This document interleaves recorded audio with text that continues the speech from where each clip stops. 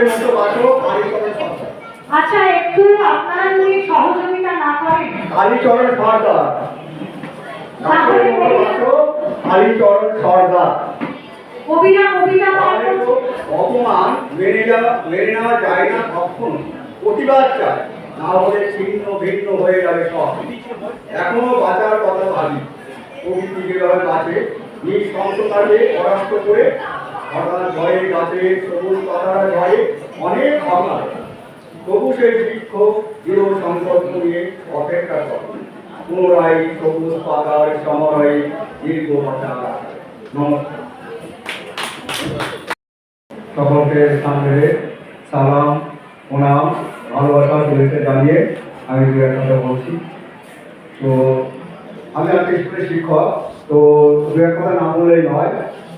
আমার ছোটবেলায় বাবা মাকে হারাই আমি, এত ওই গতবার আর কি।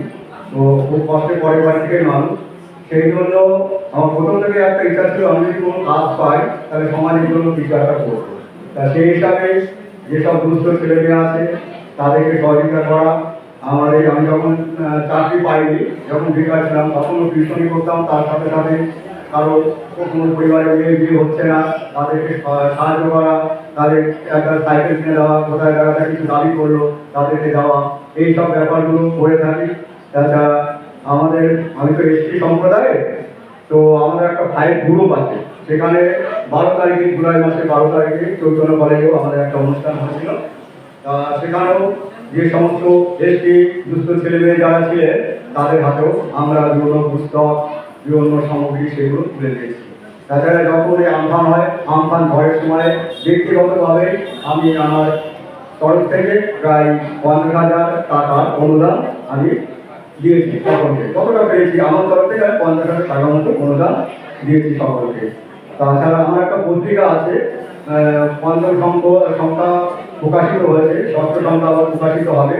তাই সেই পত্রিকাটা, সেটাও অন্ধপক্ষ পত্রিকা না, সেটা হচ্ছে এই যেসব দুস্থ মানুষ যারা গ্রামবাসী আছে, অন্ধপক্ষ বলতে কুসংস্কারে যারা ডুবে আছে, যারা গরিব পিছিয়ে পড়া শ্রেণী যারা আছে, তাদেরকে কীভাবে তুলে আনা যায় এই পত্রিকার মাধ্যমে সেগুলো তুলে ধরা হয়। সেটাও আমার আছে। পঞ্চম সংখ্যাটা হয়তো 2-1 কপি আছে, আর ষষ্ঠ সংখ্যা আবার প্রকাশিত হতে যাচ্ছে, 2.5 সংখ্যা।